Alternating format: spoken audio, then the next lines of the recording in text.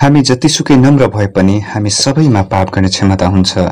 हाम्रो अनाज्ञाकारिताले अरूलाई भन्दा परमेश्वरलाई बढी हानि पुर्याउँछ।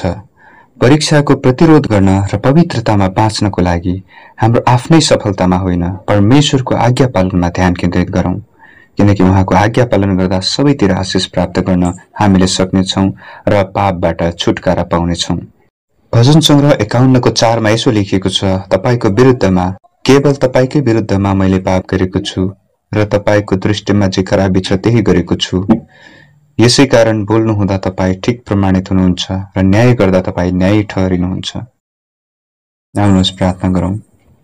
स्वर्गमा बस्नुहुने पिता, तपाईको महान प्रेमको लागि धन्यवाद दिन्छु।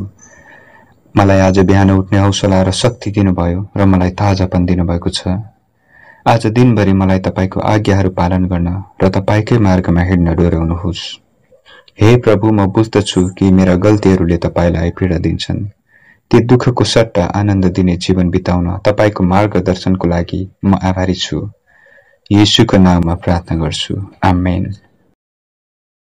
प्रार्थनामा अन्तिमसम्म सहभागी हुनुभएकोमा धन्यवाद। यदि यो प्रार्थनाले तपाईको हृदय छोएको छ भने कृपया भिडियोलाई लाइक गर्दै कमेन्ट बक्समा आमेन टाइप गर्नुहोला। आफ्ना साथीभाइहरूलाई भिडियो शेयर गर्नुहोला। यदि च्यानलमा नयाँ हुनुहुन्छ भने च्यानल सब्स्क्राइब गर्न नबिर्सनुहोला। प्रभुले तपाईलाई प्रशस्त आशिष देऊन्।